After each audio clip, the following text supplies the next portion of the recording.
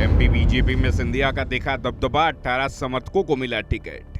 Ticket बंटवारे में सिंधिया की खूब चली। 2020 में जो नेता हारे उन्हें भी टिकट मिली। इमरती देवी, अंदल सिंह कंसाना और रघुराज सिंह को उपचुनाव में मिल चुकी है हार। मध्य प्रदेश विधानसभा चुनाव बेहद करीब है। बीजेपी नेता ज्योतिरादित्य सिंधिया चर्चा में चल रहे हैं। सिंधिया को समर्थकों के बीच मान मनोवल करते हुए देखा जा रहा है।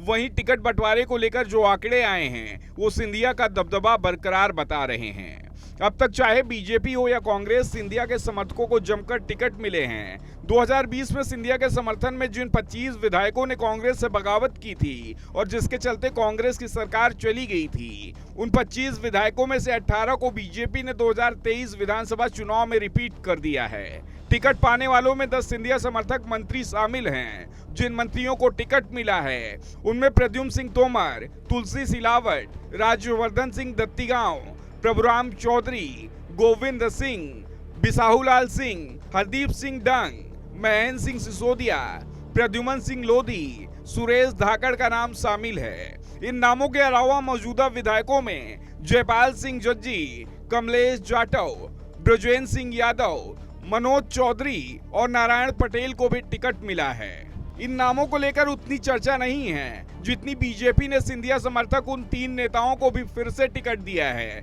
जो 2020 के उपचुनाव में हार गए थे। इनमें इमरती देवी, अंदल सिंह कंसाना और रघुराज सिंह कंसाना का नाम शामिल है।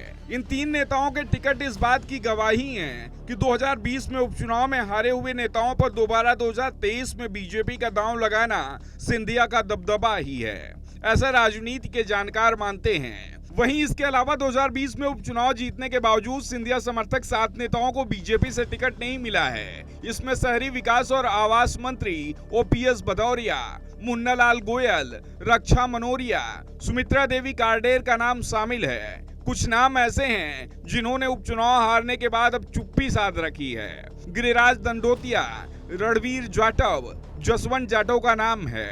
दरअसल जिन 7 सिंधिया समर्थक नेताओं के टिकट कटे हैं, इसको लेकर राजनीति के जानकारों का कहना है भले ही 7 सिंधिया समर्थकों का टिकट कट गया है, लेकिन बीजेपी की सूची देखने के बाद ये साफ हो गया सिंधिया का कद काफी बढ़ा है।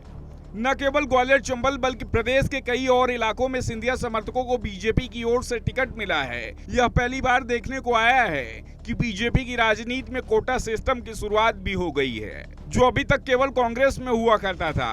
बीजेपी में सिंधिया समर्थकों को स्पेशल ट्रीटमेंट मिला है। मध्य प्रदेश में बीजेपी राजनीति के लिए ज्योतिरादित्य सिंधिया भविष्य का बड़ा नाम हो सकते हैं। जिस तरह से प्रधानमंत्री नरेंद्र मोदी उनकी निजी आमंत्रण पर ग्वालियर आए और उनकी पारिवारिक पृष्ठभूमि की तारीफ की, वह गौर करने लायक है, ऐसा मध्य प्रदेश की राजनीति पर पक्की नजर रखने वाले जानकार कहते हैं। लेकिन जाहिर है 2023 चुनाव में जिस तरह से सिंधिया को लेकर तमाम तरह की कयासबाजी चल रही थी, वो फिलहाल गपशप बनकर ही रह गई। टिकट बंटवारे को लेकर या अन्य निर्णयों में सिंधिया की छाप साफ तौर पर देखने को मिली है। इस चुनाव में भी वो अपने करीबियों को टिकट दिलाने में कामयाब रहे हैं।